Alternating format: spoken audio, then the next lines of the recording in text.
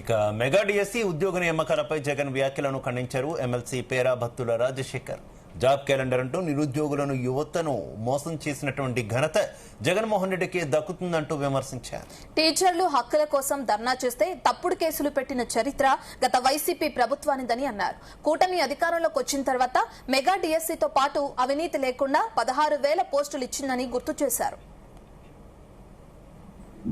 మరి ముఖ్యమంత్రి చంద్రబాబు నాయుడు గారు మొదటి సంతకంగా పెట్టిన మెగా డిఎస్సిని అత్యంత పారదర్శకంగా మరి విద్యాశాఖ మంత్రి లోకేష్ గారి నాయకత్వంలో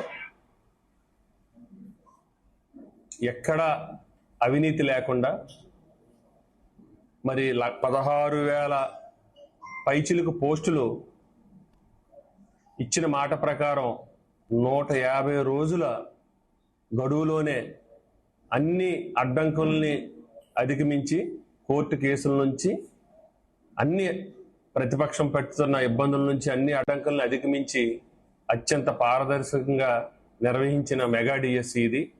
దీని మీద వైసీపీ నాయకుడు జగన్మోహన్ రెడ్డి వాళ్ళ కేడర్లో చేస్తున్న దుష్ప్రచారాన్ని మరి చాలా దురదృష్టకరం.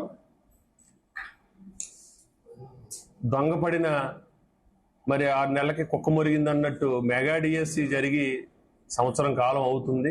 ఆల్రెడీ పోస్టులు ఇవ్వటం, వాళ్ళ స్కూల్స్కి వెళ్ళి మరి పొజిషన్లోకి వెళ్ళి వాళ్ళ టీచర్స్గా మరి క్లాసులు నిర్వహించిన తరుణంలో వారి ఎవరైతే ఈ మెగా డిఎస్సిలో అర్హత సాధించి మరి ఉద్యోగులుగా ఈరోజు టీచర్స్గా బాధ్యతలు ఉన్నారో వాళ్ళ మనోభావాలకు కానీ వాళ్ళ కుటుంబంలోని